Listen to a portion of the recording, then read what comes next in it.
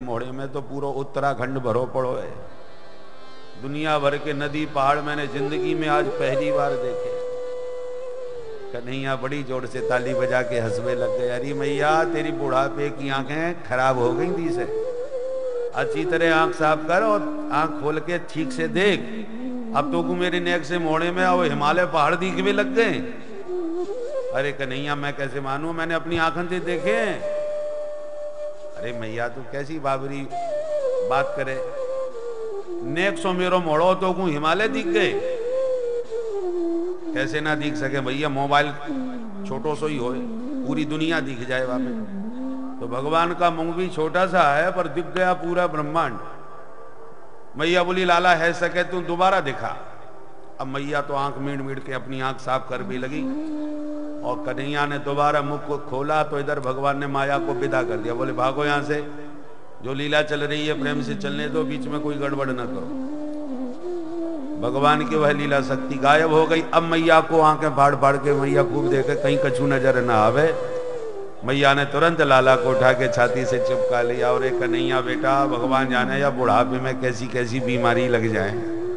बिल्कुल अब हाल ही थोड़ी देर पहले तो मुझको नदी पहाड़ दिख रहे थे या मुंह में, अब कछुनाएं दिखे या को मतलब मेरी आंख खराब है गई। सारी भगवत्ता भूल गई मैया और लाला को हृदय से लगा के वही पूर्वत वात्सल्य बरसाने लगी।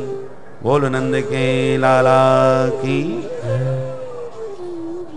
नंद और यशोदा पूर्व जन्म के द्रोण और धरा नाम के वसु थे, जिन्होंने कठोर तप किया और जब भगवान प्रकट होकर वरदान देने के लिए पधारे तो भगवान की बांकी झांकी आभा प्रभा शोभा का अवलोकन करके दंपति दिव्य आनंद में भर गए। भगवान कहते हैं वरमरू यार मांगो तो सही। तो बोले महाराज हम तो आपको अपनी गोद में खिलाना चाहते हैं, आप बड़े प्यारे लग रहे हैं। भगवान बोले तथास्तु, हम तुम्हारी ही गोद में खेलेंगे। तो जन्म तो लिया देवकी के गर्भ से, गोदी में खेले यशोदा मैया के। अब आ गई दीपावली। एकदा गृहदासीसु यशोदानंद गेहिनी कर्मांतर नियुक्तासु निर्ममंथ स्वयं दधे यानि यानि है गीतानि तदबाल चरितानि च दधि निर्मंथने काले स्मरन्ति तान्यगायत।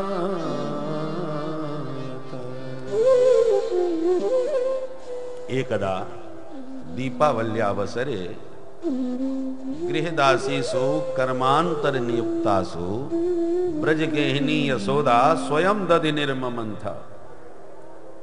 मैया ने दिवाली का अवसर था तो घर के जितने दास दासी थे सबको इधर उधर की साफ सफाई में लगा दिया, पर दधि स्वयं निर्ममंथ। लाला जगते ही ताजा माखन मांगेगा, इसलिए दधि मंथन फटाफट करके ताजो माखन निकाल लो, इसलिए अपने हाथों से स्वयं दधि मंथन कर रही है। स्वयं शब्द में सुखदेव जी यही संकेत दे रहे हैं कि मैया को स्वयं कोई काम करने की आवश्यकता नहीं। घर में जब इतने सेवक हैं, गृहदासीसु बहुवचन है, माने एक दो नहीं है, अनेक सेवक हैं, तो जब इतने नौकर चाकर हैं तो काम करने की क्या जरूरत। इसलिए स्वयं शब्द में यह संकेत है कि कितने भी नौकर चाकर घर में हों पर मैया लाला की सेवा का काम स्वयं अपने हाथों से ही करती हैं। जगत की माताओं को मैया संकेत देती हैं, घर में कितनी भी संपन्नता क्यों न हो, नौकर चाकर कितने भी हों, पर बच्चों की सेवा माताओं को स्वयं अपने हाथों से करनी चाहिए। बच्चे को आया के भरोसे नहीं छोड़ देना चाहिए, क्योंकि आज यदि आपने उसके लिए समय नहीं दिया, उसको आया के भरोसे छोड़ दिया, तो बड़े होकर के वो भी किसी नौकरानी के सहारे तुम्हें छोड़ देगा। आज आपको समय नहीं है, कल उसके पास भी समय नहीं होगा, क्योंकि बालक के भावों को जो मां समझ सकती है वो एक आया थोड़ी समझ जाएगी। इसलिए निर्ममंथ स्वयं दधि। दूसरी बात, मां जो भी खिलाती पिलाती है उसमें वात्सल्य भरा रहता है, मां का स्नेह भरा रहता है। बच्चा जितना खाता है मां उसको देख के उतनी प्रसन्न होती है कि आज बढ़िया खाया, तृप्त हुआ, खिला के खुश होती है। नौकरानी में वो भाव थोड़ी आएगा, वो तो काम करके फटाफट भगना चाहती है, उसे और भी काम निपटाने हैं। भोजन बनाने वाली कोई दासी है, भोजन बना रही है, आप केवल 2 रोटी खाते हैं, तीसरी मांगोगे तो वो चौंके की अच्छा एक और चाहिए। और माँ जब भोजन पवाती है तो 2 की जगह जानबूझ करके तीसरी डालती है, अरे एक तो चल जाएगी, जितना बने खा ले, जबरदस्ती डालती है। वो खिला करके प्रसन्न होती है, खाता देख करके खुश होती है। इसलिए मां का स्थान दूसरा कोई नहीं ले सकता। अथा निर्ममंथ स्वयं दधि। कितने भी दास दासी हो, मैया लाला की सेवा तो स्वयं अपने हाथों से करती है। दूसरी बात, जब तक इस शरीर से सेवा नहीं करोगे तब तक ये स्वस्थ नहीं रहेगा। माताओं ने जब से श्रम करना छोड़ दिया तब से बीमारियों का घर बन गया ये शरीर। सबसे ज्यादा रोग व्याधि देवियों के शरीर में है, क्योंकि पुरुष वर्ग तो फिर भी इधर उधर दौड़ भाग कर लेता है। जो देवियां केवल गृहिणी हैं, घर में ही रहती हैं, और सुख सुविधा इतनी आ गई कि हर काम मशीन से हो रहा है, तो शारीरिक श्रम कुछ बन नहीं रहा और घर के बाहर निकल नहीं रही, तो शरीर में फिर बीमारी तो घुस ही जाएगी। इसलिए भले ही कितनी भी सुख सुविधा हो, पर माताओं को बच्चों की सेवा सश्रम अपने हाथों से ही करना चाहिए, हर काम।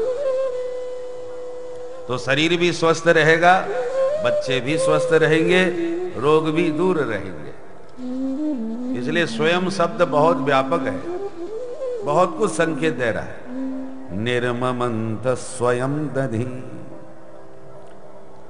और दधि मंथन करते हुए यान याने है गीतानि तद बाल चरितानि च।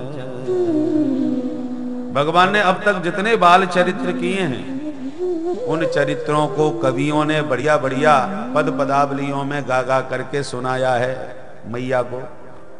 तो जो लाला की लीला का वर्णन करके पद गाता है, मैया उसे सुन करके याद कर लेती है, और जब दधि मंथन करती हैं तो उन्हीं पदों को गाने लगती हैं, गुनगुनाने लगती हैं। और उन पदों में जिस लीला का वर्णन किया गया है, गुनगुनाते समय उन्हीं लीलाओं का चिंतन करने लगती हैं, स्मरण करने लगती हैं, मेरे लाला ने ऐसा किया वैसा किया। तो मनसा स्मरंती, वचसा गायंती और वपसा दधि निर्ममंती। मनसा वाचा कर्मणा, तीनों प्रकार से मैया लाला की सेवा में संलग्न है। वाणी से गायन, मन से स्मरण और तन से दधि मंथन। मनसा वाचा कर्मणा, जब कोई भक्त भगवान को निरंतर याद करता है और भगवान को सर्वथा समर्पित हो जाता है, तो फिर भगवान भी उसके बिना नहीं रह सकते। जो दधि मंथन की ध्वनि कन्हैया के कान में पड़ी तो तुरंत जागे और भागे और मैया की मथानी पकड़ के खड़े हो गए। मैया बस कर, बड़ी जोर की भूख लग रही है, पहले मेरी पेट पूजा कर।